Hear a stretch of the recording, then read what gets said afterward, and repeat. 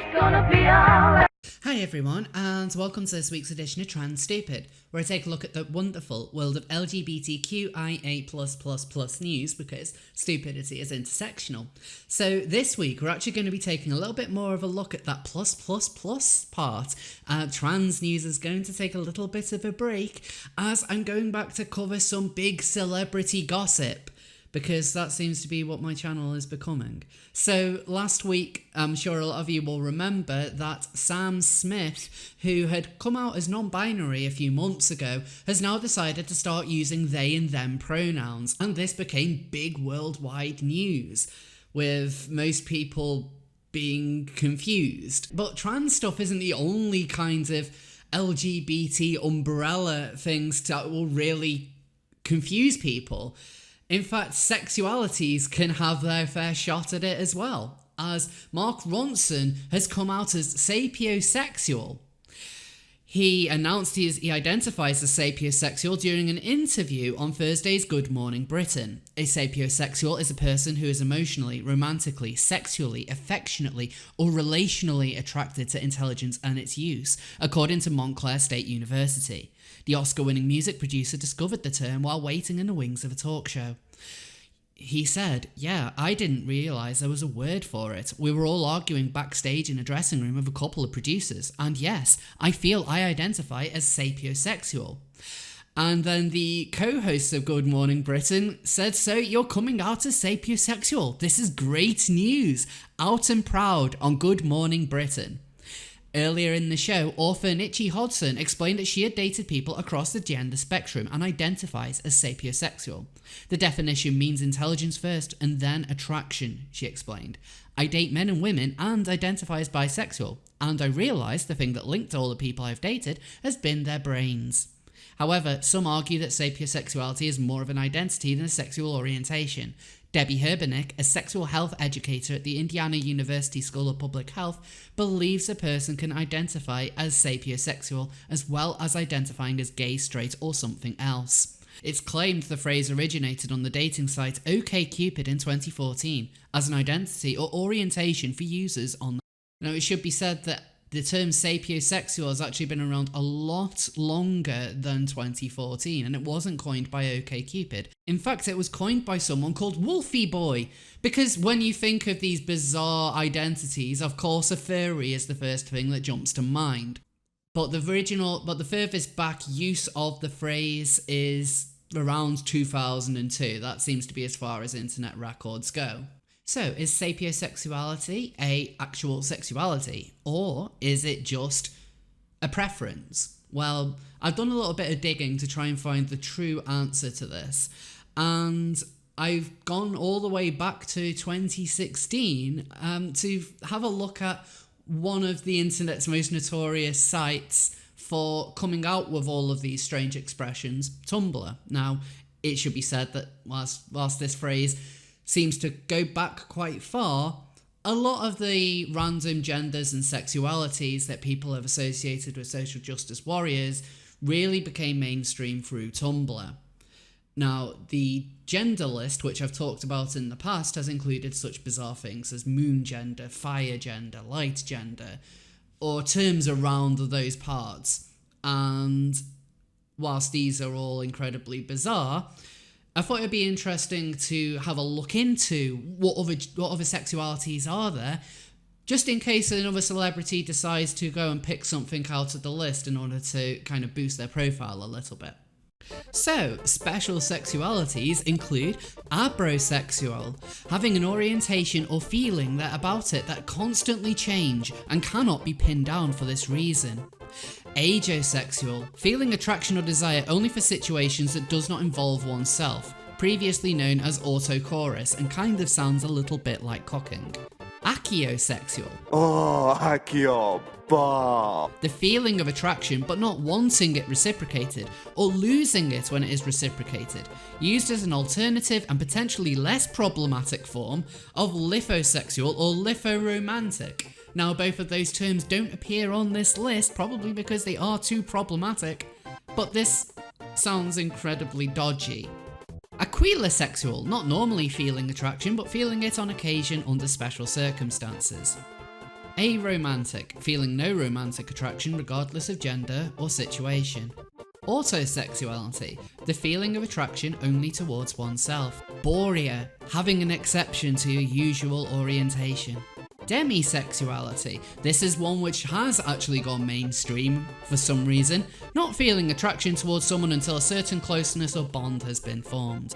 Desinoromantic, when one does not experience full-on romantic attraction but experiences liking someone instead of loving them romantically, at which point the attraction goes no further. Ficto, only feeling a certain type of attraction towards fictional characters. Gerontosexuality, attraction primarily to elderly people. Intrasexual, a member of a multiple system who is only attracted romantically or sexually to other members of the same system. Intraromantic is more commonly used term due to the difficulties of two members of the same system engaging in sexual relationship. That takes me back, so I'm sure a lot of you might remember the idea of multiple systems, basically people who say they have different personalities or people living in their head. This isn't apparently schizophrenia or anything along those lines. These are just people who say that they are a kind of like a, if you just imagine Inside Out and you have those little characters going around, that's basically what these systems are, different characters controlling you. And there's also a follow-up with multisexuality, where you're only attracted to members of multiple systems. Objectum sexual, someone who is sexually attracted to inanimate objects. Oh, it's not a fetish, for the person sees the object as a partner. A famous example of this is a woman who is in a relationship, maybe even married to a flat ride in a theme park somewhere in the States. Amy's main lover is a humble fairground ride called 1001 Nacht. You smell good. God, you smell so good. Homosexual, a label used to describe those who do not self-identify as gay, straight or bi because they feel such labels are unnecessary and outdated, so they came up with their own. Queeromantic, from the French word qui meaning what? The feeling of not being able to distinguish romantic from platonic attraction and therefore being unsure if one has experienced it, used to replace WTF romantic because of vulgarity. Spatio, feeling attraction towards someone based off specific traits, not gender. Woma, feeling attraction to women, because that has to be a labelled sexuality apparently. Like half of the planet. And zoosexuality.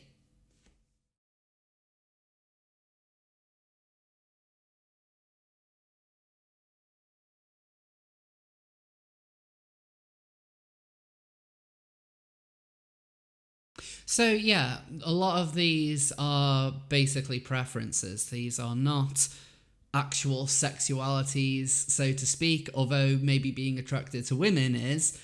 But a lot of these are just things that everyone feels. Like, who has felt that they're not attracted to anyone when they're emotionally exhausted? I don't know about anybody else watching this, but if I've had a particularly tough day, I don't really want to have sex. But maybe that's just me. Maybe I am a requise. And other ones are just incredibly strange, like no-wo, experiencing attraction to every gender except for self-identifying women. Like the second that they say that they are not women, all of a sudden, that's when they turn attractive to you. So why am I bringing all of this up? This is quite 2016. Well, it is. But things like sapiosexual are starting to get into the news, and you seem to be having people seriously discussing them. And this kind of trend is going to continue, and this kind of list, which includes sapiosexual on it, is quite representative of what this +++ means. And yes, a lot of these are indeed ludicrous, such as one which is being attracted to every gender except for self-identifying women. So as soon as a woman says that she isn't a woman anymore, all of a sudden you find her hot. Bit strange. And what's more, you don't really know where the line is drawn between what is trolling and what isn't. And it's the same with gender. When all genders are valid, so are all sexualities. So is equalosexual, which is being asexual but open to having sex, which kind of defeats the point of being asexual. Thankfully, however, there was one particular sexuality which was missing from this quite ludicrous list. And it's one which has been trying to get on there since the start of the gay rights movement. And as this user on Twitter said in a response to Dr. Deborah So, he's more worried about the P being added, which is morally right, but socially and politically unacceptable, and by which I do not mean pansexual, because I grew up gay in the 90s. I know what it's like to have a sexuality you did not choose and all society against you. If such empathy cannot be extended, then what recalls ripe out all the gains for us of the past 20 years? And this was shared by Dr. James Cantor, who I've mentioned in my video on trans kids, so someone who is quite respected in the field. And look at some of the people who liked these posts. Lots of people labelling themselves as MAP, age player. Morality is determined by harm, not disgust. Who's then posted about how much he admires Greta Thunberg. But it does point out that it doesn't support actively offending MAPs and doesn't support the sex offender register either. Of course not. Paedophiles have been trying to attach themselves onto the LGBTQIA+ movement for the longest time. They've been there since the very start, trying to argue that their own way of looking at things is very similar to anybody else who's dealing with their sexuality or gender identity, because they say that they don't choose to be attracted to kids. And this is when you get people who call themselves minor attracted, and they will have MAP or non-offending MAP, and they will try and spin it to look kind of cute and harmless. But these are people who are at heart sexual predators. These are people who want to prey on the young and vulnerable. And it's similar to wanting to prey on animals to have sex with them. In fact, I would argue that pedophilia is worse. These kinds of movements should not be attached to being LGBT. And I've not really spoken a lot about it because I feel as though everything which I could say on the topic has already been said. But I still think it should be pointed out when you have people who are quite respected starting to argue that, yes, it should be included on there. Paedophiles will always try and get involved into this. It's what they've always done. And whilst I certainly don't think that accepting all the ridiculous Tumblr sexualities is going to all of a sudden allow the paedophiles a window to get in there, one could argue that it could, because what these are just preferences, and what a paedophile has really is a preference for young children. It's something which, whilst yes, they should certainly get help for it, that should in no way be considered socially or morally acceptable, and we shouldn't be campaigning for paedophile rights. This isn't something which should ever be attached to what we are. And if we're going to see more people making the call out that, well, you know, we fought for the gays because in the 1960s and earlier, gay people were being discriminated against, which they were. Gays were at least only with consenting adults. That's what the argument always has been. If two consenting adults can get together and fall in love and not face any persecution from the state, that's the ideal. But you can't have that same argument when it comes to paedophiles, because their victims are always underage. Their victims can never consent to what's going on. And what you would effectively be doing by looking at pedophile rights is giving these people protections to just follow their perversion. And their perversion is one which is a danger. It should not be anywhere near these kinds of conversations. And I find it quite irresponsible when it's considered ethical to start fighting for the P alongside the LGBT.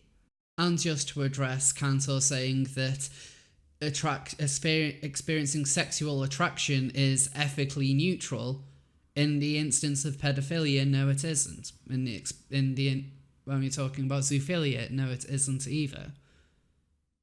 It's only ethical if the people involved can consent to said relationship. In these instances, they simply can't. They're not an equivalence, and I just find it incredibly disturbing. But with this, I wanted to point out that it isn't just the trans side that can be crazy.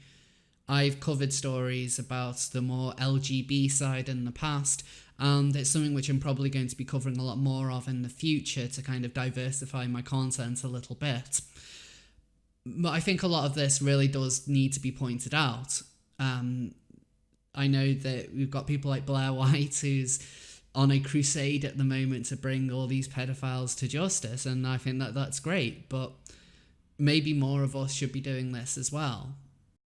But just as there are dangerous sides in all this, there is the ludicrousness as well of simply painting a preference as a sexual identity. It simply isn't. But what are your thoughts on what I've covered this week? Please let me know in the comments. Thank you all for watching. If you enjoy my content, you can like, subscribe, share the video as well. You can also support me on Patreon and Subscribestar, and I'll see you all next time. And a special thanks to Dan Norman, James C. George, Lizu Desu, The Poor of Rizzo, Rose Hypnol, Traname Girl, Casey Adolphson, The Leviathan, Laisha, Kim Vandry, and the rest of my supporters on Patreon and Subscribestar.